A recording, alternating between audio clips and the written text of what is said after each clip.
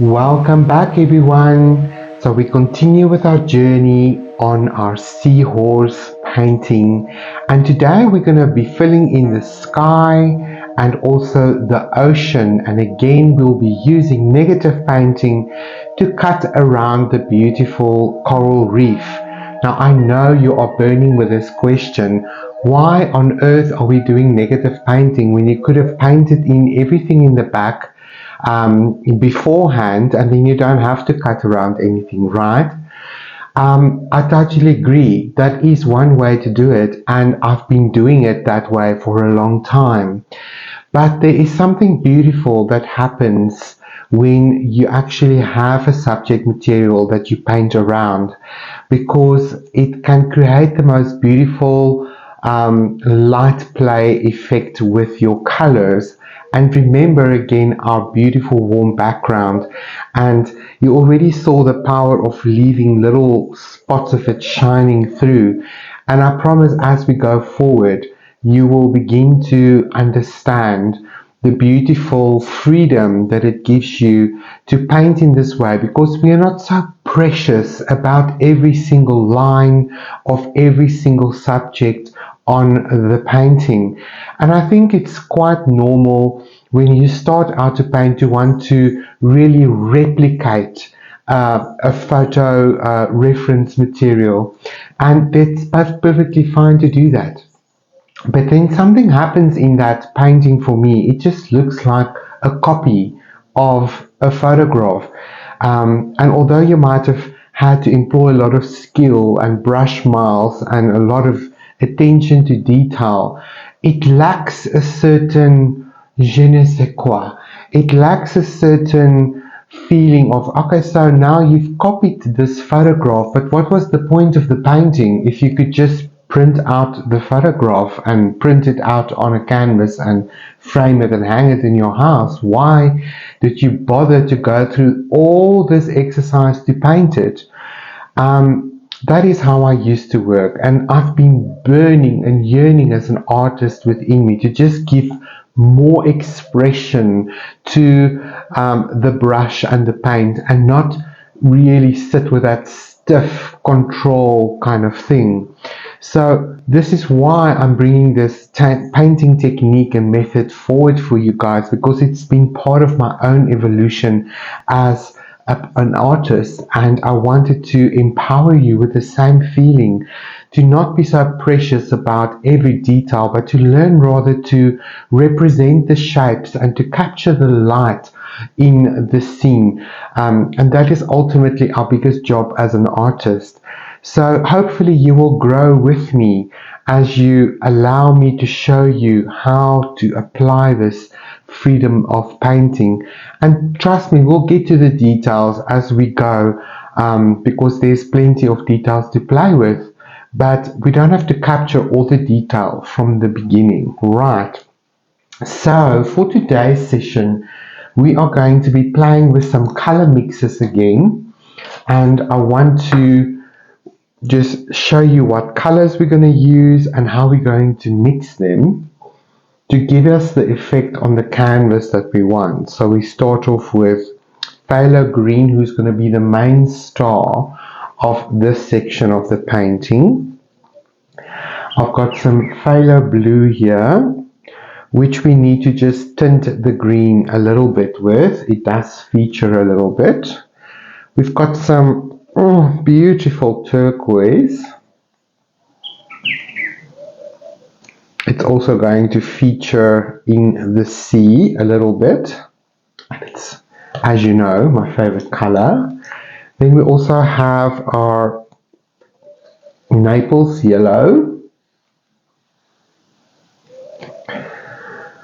and that we're going to use in the sky and in the water. We've got this Botanical Bliss blue. That's definitely the blue that I used in the sky. And we'll also use it to create that foggy, misty kind of vibe at the top of where the ocean meets the sea. There's a beautiful reflection of light on the surface of the sea towards the left. And then I'm going to put out some titanium white because we will definitely be using that as well. Alrighty then, so those are the colors that I'm going to be playing with today, and I've got two brushes here. I've got my angle brush and I've got a filbert here as well, because we're going to be doing some clouds later. And I thought let's use our mixes and just see what we can mix to create the colors that we see in the ocean. So let's start with the sky. We've got this beautiful botanical bliss, and again, if you don't have this color where you are watching this video from, you can just use ultramarine blue and titanium white, and you should arrive at the same color.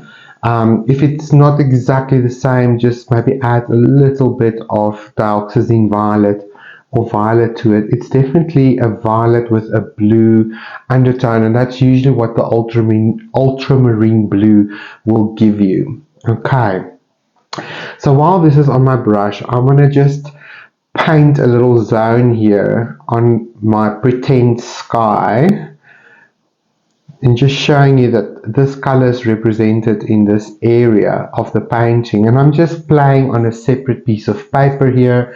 It's for acrylic paint. I just test out my sort of colors, and then I'm going to grab some of my titanium white, and I just want to show you what beautiful mixes we'll be able to get when we get into the cloud kind of spectrum. And you can see a little bit of the, what do you call this, Naples yellow. I'm going to mix these two together to grey it down a bit, but it's still warm. Later I can even see a little bit of pink in the sky. But look how much the Naples yellow warms up the white when we bring in some clouds into the sky. So that's basically going to be our sky color that we're going to be playing with on our painting. I like those mixtures. Let's look at the surface of the ocean. There I'm seeing a lot of phthalo green, so I'm going to be using my Viridian green there, which is a phthalo green. It's mostly green, but there's a touch of blue to it. So I'm going to bring in a little bit of my phthalo blue. Now remember, the phthalo ranges in your color is potent pigment, so only add a little bit of blue, and that's basically going to be the mixture we're going to be using for the sea. Maybe a little bit more blue. It must be nice and intense, so we're going to use a thick application of color. So that's basically the surface of the sea. Okay, I see now we're going to need some alizarin crimson as well to just deepen that green a little bit. And the reason I'm using alizarin crimson is because it's the opposite on the color wheel, and it's quite a deep, beautiful red, also towards the cooler side. So if I add a little bit of alizarin crimson, it almost turns this into a little bit of a violet. So it gives us a little bit more depth. Yes, that's what I'm looking for. So that's going to give us the depth that we're looking for in the color. And then moving forward, I'm going to go more into the pure Viridian green. I'm going to add maybe a dash of the Naples yellow. I think that's a nice mixture. And this is going to be basically the mix of the wave that is rolling, that's rolling onto the shore. And then moving forward, as we play a little bit with the water crashing into the shore, we're going to add a bit of the Naples yellow, and there we're going to feature a little bit of the turquoise in the water. coming towards the front, adding a bit more Naples and a bit more white. It's going to go a little bit lighter towards where the water is beaching. So that's basically our mixes, hey? And if I break it down, we can see this beautiful spectrum of color, starting with this cool blue sky, going into a deep, dark ocean, and where it turns a little bit into the wave, it's got a beautiful, rich tone to it. I might even have to put out a little bit of yellow ochre. Let's see. Just want to keep mixing it. I actually quite like what the Naples yellow is doing. I don't want it to be too complicated.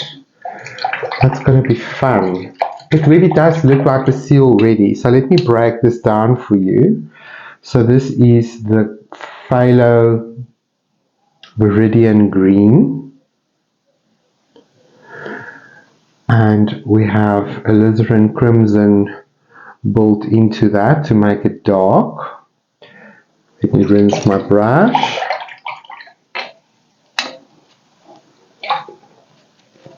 And a little bit of the phthalo blue as well.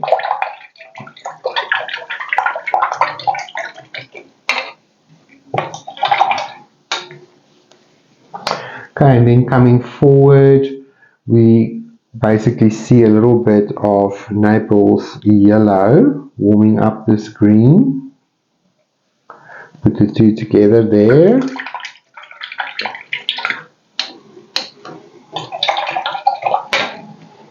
And then moving forward, we see a little bit of turquoise in the water.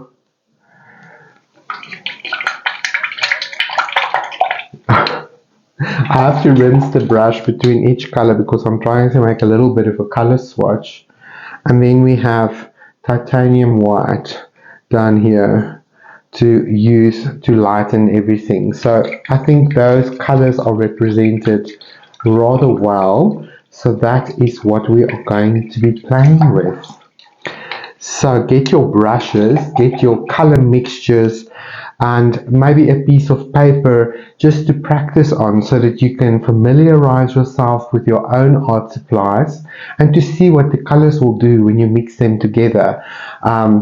You know, I don't want it to be a complete surprise while you're busy painting, only to discover, you know, something about your art supplies that you didn't know before the time.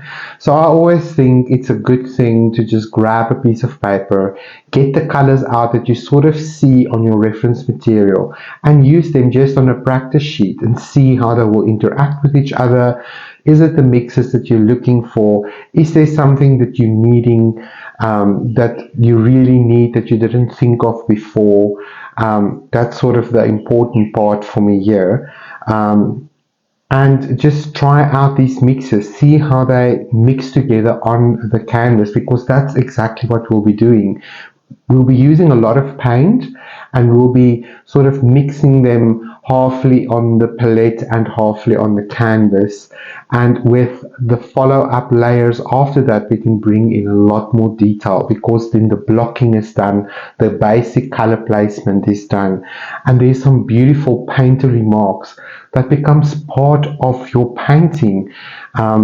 So many times when I did replicate photographs in order to teach myself paint, I always wondered, how did the artist, especially if you use a painting, how did the artist manage to create those brush strokes or those effects in the water or in the clouds? And a lot of times it comes from an underpainting and from random brush marks that was made, and then it becomes part of the painting, and then you go, wow, how did they do that? But I promise you, a lot of it is by happenstance and through the pure magic of allowing brush and paint and canvas to collide and to give it the opportunity to create interesting little smears and nuances. So that's exactly what we're going to try to replicate or produce on our painting. All right, so go ahead and enjoy that. I'll take a photograph of this test sheet for your reference as well, and I'll add it into our beautiful video at the end. And remember to take some photographs and share it with me as we go forward. It's always nice to see where you guys are, and if you have any questions about the color mixtures or how I apply it or strategize, if it's not clear yet, then please ask me a question below this video. I'll be happy to answer it in person, and it will also help future patrons that's going to enjoy this video. So I'll see you in the next clip when we actually paint in these beautiful ocean horizontal lines on our painting. I'll see you then.